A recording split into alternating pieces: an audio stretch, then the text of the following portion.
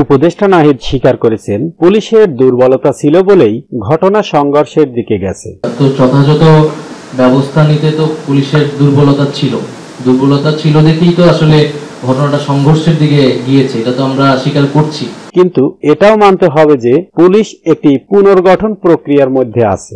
সোমবার সন্ধ্যায় foreign service একাডেমিতে আয়োজিত সংবাদ সম্মেলনে তিনি এসব কথা বলেন। উপদেষ্টা নাহিদ বলেন, পুলিশ একটি পুনর্গঠন প্রক্রিয়ায় আছে। সেই জায়গায় যখন এত শিক্ষার্থী নেমে এসেছে, পুলিশ শিক্ষার্থীদের মুখোমুখি হলে পরিস্থিতি আরো খারাপের দিকে যেতে পারত।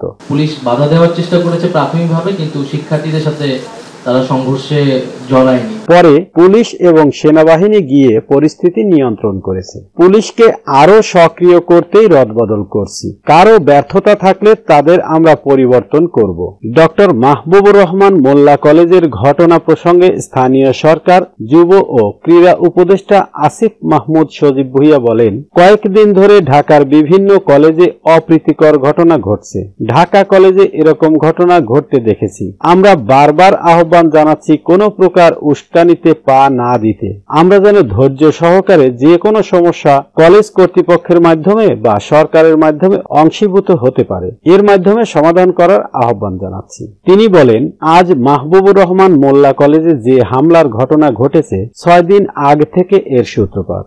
একজন শিক্ষার্থীর ডেঙ্গু আক্রান্ত হয়ে মারা যাওয়া ও সঠিক চিকিৎসা না পাওয়ার অভিযোগ থেকেই এ ঘটনা ঘটে। সেটা ছিল ন্যাশনাল মেডিকেল কলেজের বিরুদ্ধে।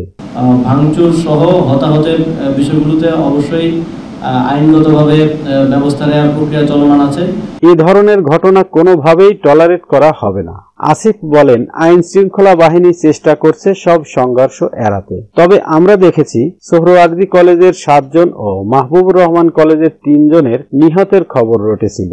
এখন পর্যন্ত নিহত হওয়ার কোনো খবর আমরা পাইনি, কোনো গণমাধ্যমেও এ খবর পাইনি। তবে অনেকে আহত হয়েছেন, তাদের চিকিৎসার ব্যবস্থা করা হচ্ছে। এ ধরনের ঘটনা যারা ঘটালো তাদের বিরুদ্ধে আইনগত ব্যবস্থা নেওয়া হবে। সংবাদ সম্মেলনে প্রধান উপদেষ্টার প্রেস সচিব শফিকুল আলম, উপপ্রেস সচিব অপূর্ব জাহাঙ্গীর উপস্থিত ছিলেন।